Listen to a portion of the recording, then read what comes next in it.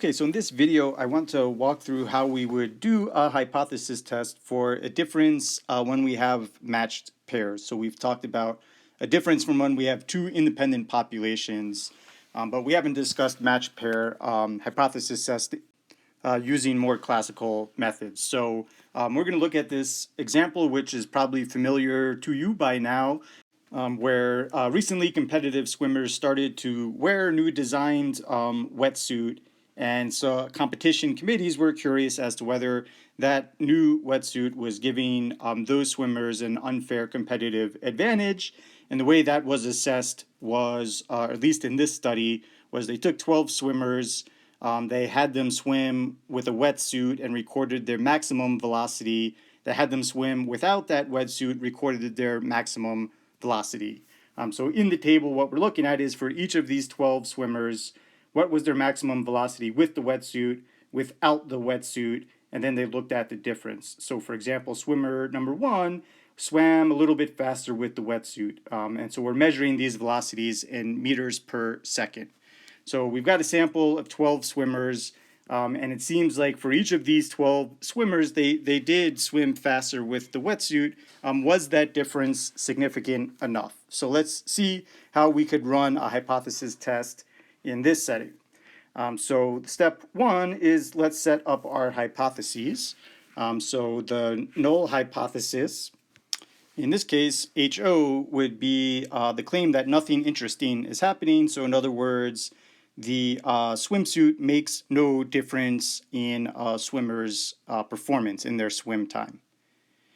And the alternative is what we're trying to prove, which in this case is that the swimsuit increases the swim velocity. So in words, we could just informally say the suit helps people swim faster.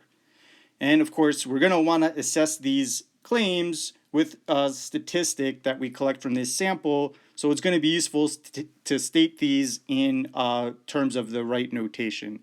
So the null would be that mu sub diff is equal to 0. And in this case, the alternative is that mu sub diff is greater than 0. And it's worth stating here that what is mu diff? I don't want to say mu wetsuit minus mu no wetsuit, because this would just group all of these people together, and this would group all of these people together, and then take the difference. We want to preserve the structure of this data in that there was a very natural pairing between these two. So mu sub difference would be like the mean of the differences in each of the pairs. So in other words, hypothetically, if we could do this on all people, what would be the mean difference in the swim velocities for all people? So that's what mu sub diff is representing here. And so the way that we're going to test this is by collecting a sample and then calculating that statistic, the mean difference from that sample. So I'm going to denote that with an X bar, and that we would find by taking the 0.08 plus the 0.1 plus the 0.07. We would add up all of these values all the way up to swimmer number 12, and then divide by 12, and that gives us a mean velocity of 0.0775 meters per second. Okay, or you could use R. And so for the standard deviation for the sample, since we don't know this for the population, we could calculate the standard deviation for this sample is 0.0218. And so now we've got the ingredients to calculate our test value for this test. So remember, in general, this is going to look like what was the observed value that we got minus what is the claim in the null hypothesis, and then we want to standardize that distance using the standard error of the sampling distribution. So here the observed is x bar sub diff. The null claim is that there is no difference, so that's why we have a 0. And then the standard error we're going to approximate using the sample standard deviation and dividing by the square root of n. So we've got 0.0775 minus 0 all over our sample standard deviation was 0.0218 divided by the square root of 12. And this comes out to be approximately 12.315. So in other words, what this is saying is this mean difference that we observed 0.0775 is about 12 standard errors above the claim in the null hypothesis, which is 0. So this distance, which seems kind of small, is actually really significant compared to what we should expect in our sampling distribution.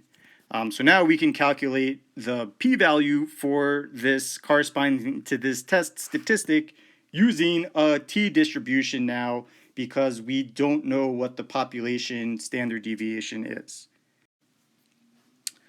So since we're using a t-distribution, that means we're going to use this pt function.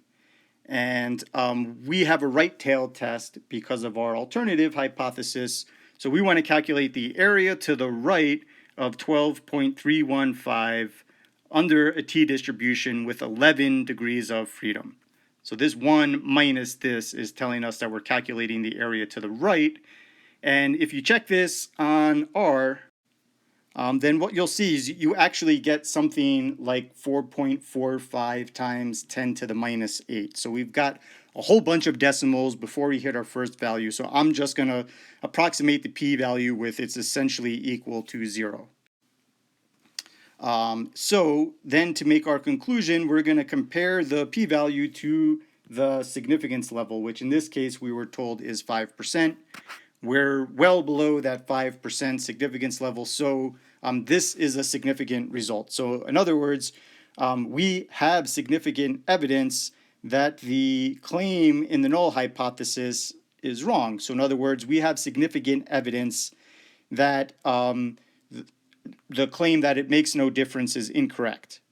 And therefore, the alternative claim is that this swimsuit actually helps swimmers swim faster. So we do have enough evidence to support the claim that the swimsuit is in fact helping swimmers swim faster. So it is giving a competitive advantage. And our sample is, since the p-value is basically 0, we have really a lot of evidence to suggest this.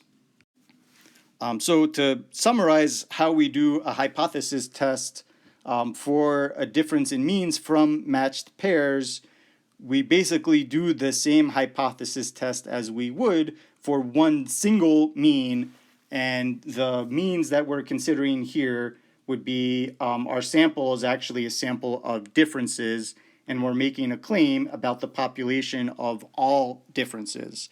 But in the way that we do it in the mechanics, it's exactly the same as a test for a single mean when we don't know what the population standard deviation is.